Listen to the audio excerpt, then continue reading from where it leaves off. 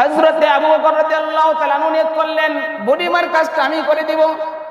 অপরদিকে হযরত ওমর রাদিয়াল্লাহু তাআলা নিয়ত করলেন বুড়ি মায়ের কাজগুলো আমি করে দিব। অন্যদিকে অন্য সাহাবীরা নিয়ত করলেন না আমরা করে দিব। এইভাবে দেখা যায় রাত্র যখন গভীর হয়ে যায় হযরত ওমর রাদিয়াল্লাহু তাআলা বুড়ি মায়ের কাজটা করে দেওয়ার জন্য বাড়িতে এসে হাজির হয়ে যায়। এসে বলতেছিল, ও বুড়ি মা, আমি তোমার কাজগুলো করে দেওয়ার জন্য ফজরের নামাজের পরে চলে আসলাম। এই সময় তোমার কাজগুলো আমি করে দিতে চাই। বুড়ি মা ভিতর থেকে আওয়াজ করলো, ওমর, প্রতিদিন যেই মানুষটা আমার কাজগুলো করে দিয়ে যায় ওই মানুষটা প্রতিদিনের মতো আজকেও কাজগুলো করে দিয়ে চলে গেছে। তোমার কোনো কাজ করে দেওয়ার প্রয়োজন হবে না আজকে। এই কথা শোনার পর ওমর রাদিয়াল্লাহু তাআলা চলে আসলো। আসার পর পরের দিন আবারও ফজরের নামাজের সময় ওই গভীর রাত্রে শেষ অংশে চলে গেল। ও বুড়িমা, আমি আজকে অন্য দিনের তুলনায় তো একটু আগে এসেছি যে তোমার কাজটা করে দেওয়ার জন্য, যাতে করে অন্যজন কাজের সুযোগটা না পায়। একই আওয়াজ আসতেছে, ও ওমর, প্রতিদিন যেই মানুষটা আমার কাজগুলো করে দিয়ে যায় আজকেও তো সেই মানুষটা এসে কাজগুলো করে দিয়ে চলে গেল। ওমর রাদিয়াল্লাহু তাআলা চিন্তা করতেছেন কি এবার 2 দিন আসলাম আমি কাজ করতে পারলাম না, আসলে এই কাজগুলো কে করে দিয়ে যায়, তাহলে অবশ্যই আমার আরো আগে আসতে হবে। আরো আগে যদি আসতে পারি তাহলে আমি এই কাজগুলো করতে পারবো। এই চিন্তা ফিকির মাথায় রেখে হযরত ওমর রাদিয়াল্লাহু তাআলা ফজরের আজান হওয়ার পূর্বেই সেহরির সময় চলে গেছে। যাওয়ার পরে বুড়ি মায়ের ঘরের দরজা নক করলেন, ও বুড়ি মা, আমি ওমর হাজির হয়ে গেছি তোমার ঘরের কাজগুলো করে দেওয়ার জন্য। বুড়ি মা জবাব দিল, ওমর, এতদিন পর্যন্ত যেই মানুষটা আমার ঘরের সমস্ত কাজগুলো করে দিয়ে গেছে আজকেও তো ওই মানুষটা এসে ঘরের কাজগুলো করে দিয়ে গেছে। হযরত ওমর ভাবতেছে কি ব্যাপার, এতদিন পর্যন্ত আসতেছি অথচ কাজগুলো আমি নিজে করতে পারতেছি না। এখন আমার উদ্দেশ্য হলো আসলে কাজগুলো কে করে সেটা আমার দেখার বিষয়। হযরত ওমর রাদিয়াল্লাহু তাআলা ভাবতেছে যে আসলে এতদিন পর্যন্ত আসতেছি কাজ করতে পারতেছি না, আসলে এই কাজটা করে কে এটা তার দেখার বিষয়। এই জন্য এশারের নামাজের পর থেকে ঘরের পাশে এক গোপন জায়গায় সে বসে আছে যে এই গভীর রাত্রে কি আসে তাকে দেখবো, কাজ করে আগে দেখবো এই কাজগুলো কে করে যায়। হযরত ওমর রাদিয়াল্লাহু তাআলা গোপন জায়গায় বসে আছে। ও ভাবতেছে যে এত রাত্রি বেলায় কাজগুলো কে করে দিয়ে যায় এটা আমার দেখার বিষয়।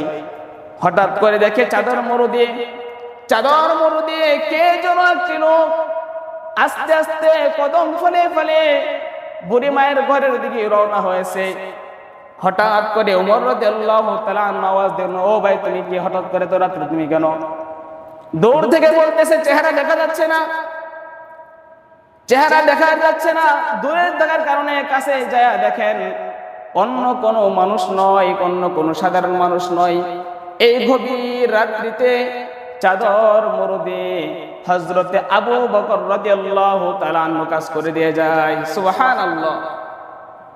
এই ছিল তাদের মধ্যে মানুষের উপকার করার জন্য চেষ্টা, ইবাদতবন্দি করার জন্য, ভালো কাজ করার জন্য তাদের মধ্যে এরকম চেষ্টা ছিল, প্রতিযোগিতা ছিল। ওমর রাদিয়াল্লাহু তাআলা খেয়াল করলো যে আবু বকর রাদিয়াল্লাহু তাআলা আনহুর পায়ের মধ্যে জুতা নেই। হযরত ওমর জিজ্ঞেস করলো, আবু বকর, তুমি কাজ করে দিয়ে যাও, বুঝতে পারলাম বিষয়টা, তবে তুমি খালি পায়ে কেন এই ঠান্ডার মধ্যে হাঁটতেছিলে? আমি জানতে চাই তোমার পায়ে জুতা নাই কেন, খালি পায়ে কেন হাঁটতেছিলে? হযরত ওমর রাদিয়াল্লাহু তাআলা হযরত আবু বকর রাদিয়াল্লাহু তাআলা জবাব দিয়েছিলেন, ও ভাই ওমর, আমি যদি আজকে জুতা পরে রাত্রের গভীরে যদি হাঁটাহাঁটি করতাম হয়তোবা এই জুতার আওয়াজের কারণে আমার পাশের মানুষের ঘুম ডিস্টার্ব হয়ে যেত। চিন্তা করছেন যে আমার জুতার কারণে যদি জুতার আওয়াজের কারণে পাশের বাড়ির মানুষের ঘুম ডিস্টার্ব যদি হয়ে যায় তাহলে আমি পরকালে হাসরের ময়দানে আল্লাহ তাআলার কাছে কি জবাব দেব? কিন্তু বর্তমান সমাজে দেখা যায় আমাদের বাড়ির মধ্যে, মসজিদের আশেপাশে অনেক জায়গাতে অনেক সময় এমন ভাবে গানের আওয়াজগুলো চালু করে দেওয়া হয় মানুষ ঘুমাতে পারে না। এই বিষয়গুলো আমাদের যুব সমাজগুলো খেয়াল করে না, আমরাও খেয়াল করি না। কিন্তু তখনকার জামানায় গভীর রাত্রিতে হাঁটতেছে, মানুষের উপকার করবে, ওই সময় চিন্তা করতেছে যদি আমি জুতা পরে জোরে জোরে হাঁটাহাঁটি করি, হয়তো ভাই জুতার আওয়াজের কারণে মানুষের ঘুমের ক্ষতি হবে, আর এটার জন্য আল্লাহ তাআলার কাছে হিসাব দিতে হবে। এই চিন্তা ভাবনা ছিল সাহাবীদের মধ্যে। আর আমরা কত দূরে চলে আসি। এই জন্য জিজ্ঞাসা করেছিল যে ওমর রাদিয়াল্লাহু তাআলা বললেন, আবু বকর, আপনি তো অনেক বড় একজন আল্লাহ তাআলার ওলি, আপনি তো জান্নাতে একজন বান্দা, তারপরেও আপনি বুড়ি মায়ের ছোটখাটো কাজগুলো তো আমরাই করতে পারতাম, আপনি কেন করলেন?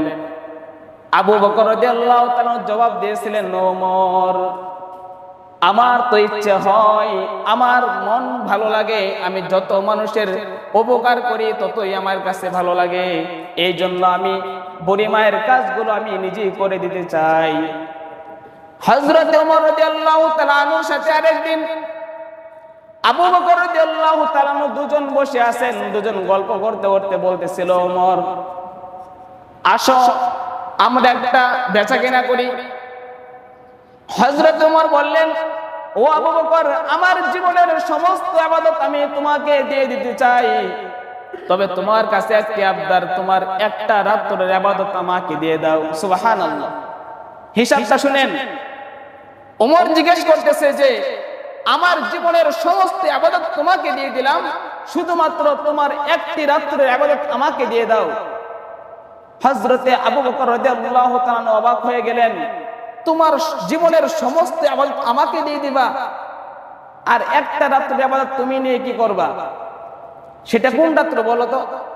তখন হযরতে ওমর বললেন, আপনি যে গুহার মধ্যে হুজুর পাক সাল্লাল্লাহু আলাইহি সাল্লামের সাথে একটি রাত্র যাপন করেছিলেন, সেই রাত্রের ইবাদতটা আমি আপনার কাছে চাই। হযরত ওমর বলছিল, হযরত আবু বকর বলতেছিল, ওমর, আমার জীবনের তো চালানি এটাই, এই চালান দিয়ে তো আল্লাহর কাছে আমি জান্নাতে যেতে চাই। সুবহানাল্লাহ।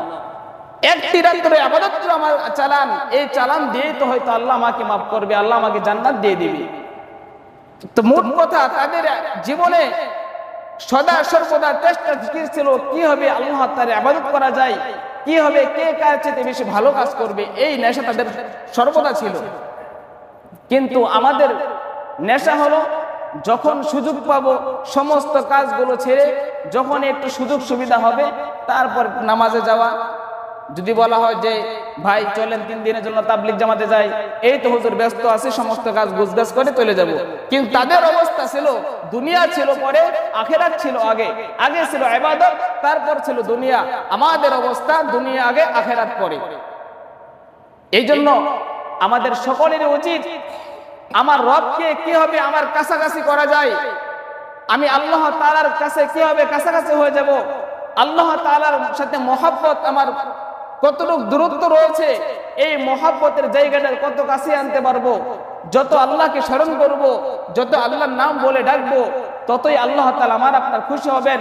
আমার আপনার প্রতি যদি আমার রব খুশি হয়ে যায়, তাহলে আমার আপনার জন্য জান্নাত নিশ্চিত।